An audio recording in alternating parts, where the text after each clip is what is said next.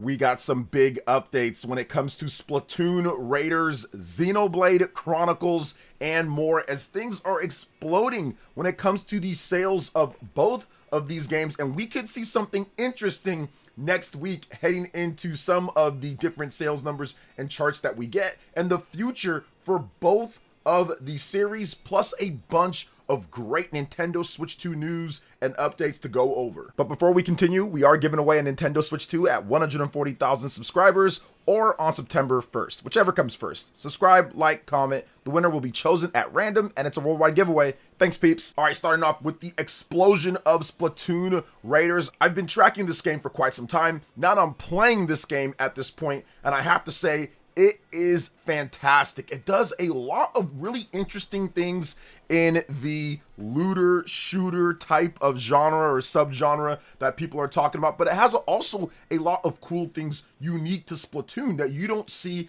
in other games. This is a single player focused spin-off of the main Splatoon series, but you can play it with your friends. It's got a really nice, seamless type of multiplayer integrated into it, and I think that that has been one of the big successes of this game so far. Obviously, people do know the Splatoon brand and everything, but the game is starting to kind of get into some viral clips and moments that people are sharing on different social media, and people are really going out there and picking it up. Now, in Japan, Splatoon is huge. The ratio of Splatoon fans from the overall sales is always really high and tilted towards Japan, and right here we have no exception with Splatoon Raiders. This could be an explosion of the Switch 2 sales when we get those numbers next week. So over on Amazon Japan, I've been looking at the game, and the game is actually cheaper than what you see here in the US just because of the regional pricing. It's only about $37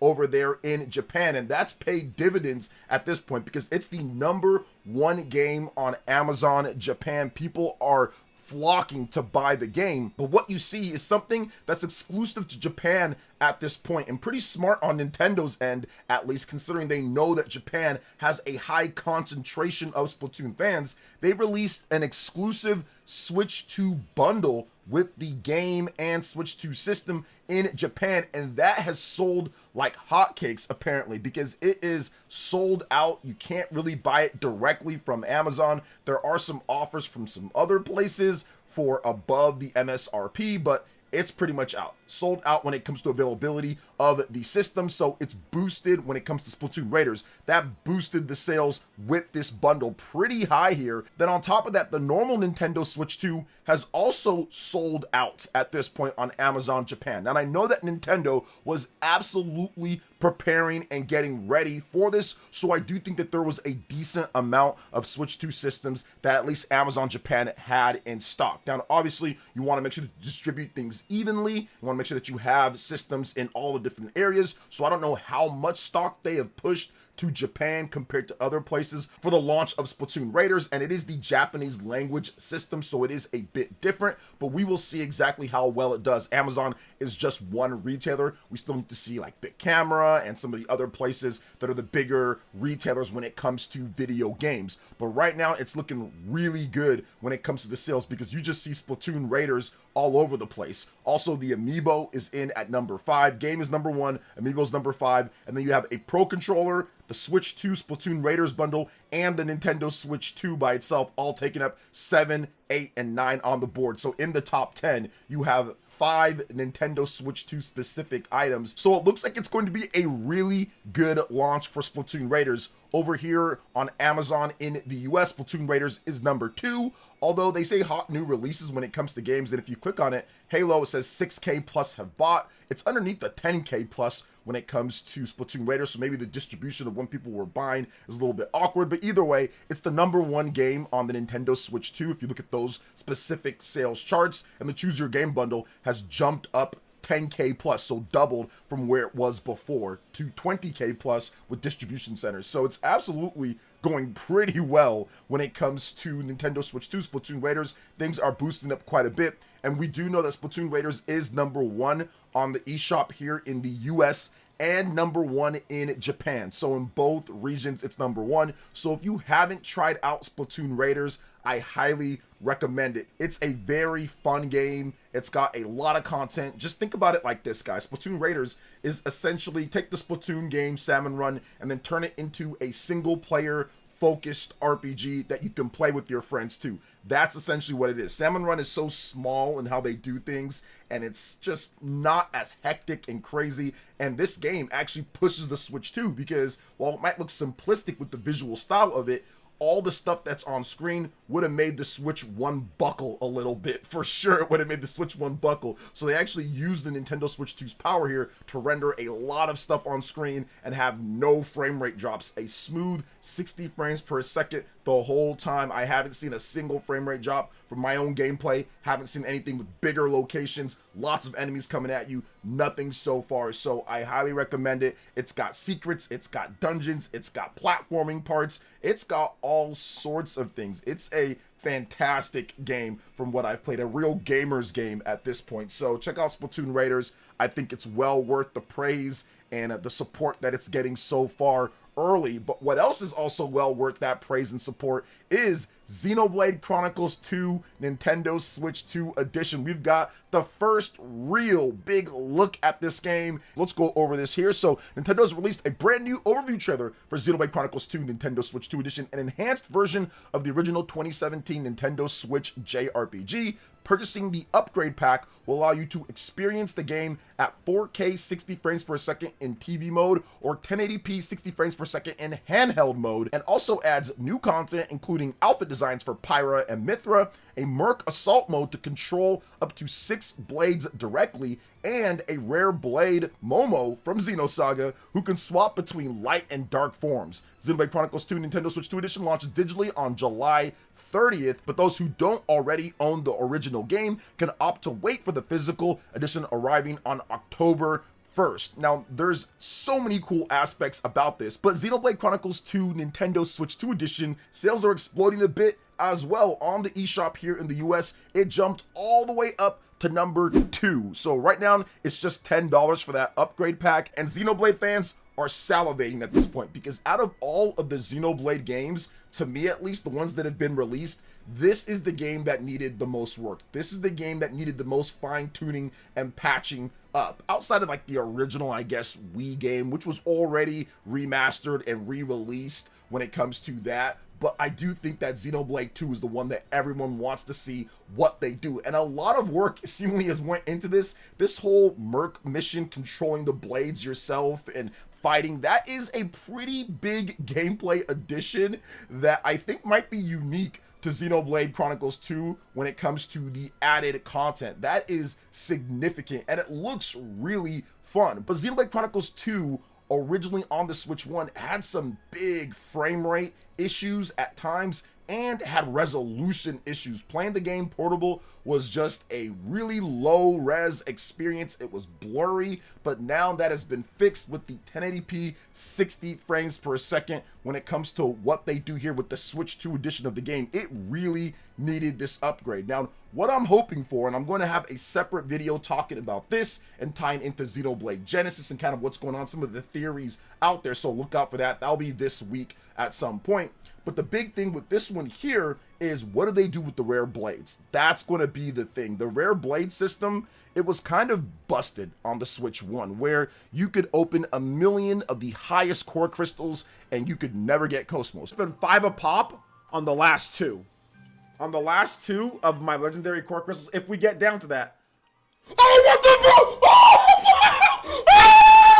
Or you can simply just open one, somebody else will just open one, and they get Cosmos. It was way too random. Now, they didn't say anything here, but I would hope that Monolith Soft knows what players have said over the decade since this game has released almost, that we need an adjustment to that. So I'm really hoping that they adjust the rare blade system to where it's far fewer tries in order to get all of the rare blades. The rare blades in this game, those are the things that everyone wants to collect. They want to get all of them because they open up unique skill trees and combat options that can sometimes only be done with that blade. So having it to where people can experience all of that content because it's just based off of chance or luck. No matter what you do, you can put your justice boosters, you can do everything, and you might not just get that blade. And I think that kind of sucks when it comes to putting in a game and evaluating the game for what it does and the content in there. So I'm really hoping that Monolith Soft does the right thing here and adjust those blade spawn rates and make sure that you don't get so many of the average blades or so many of the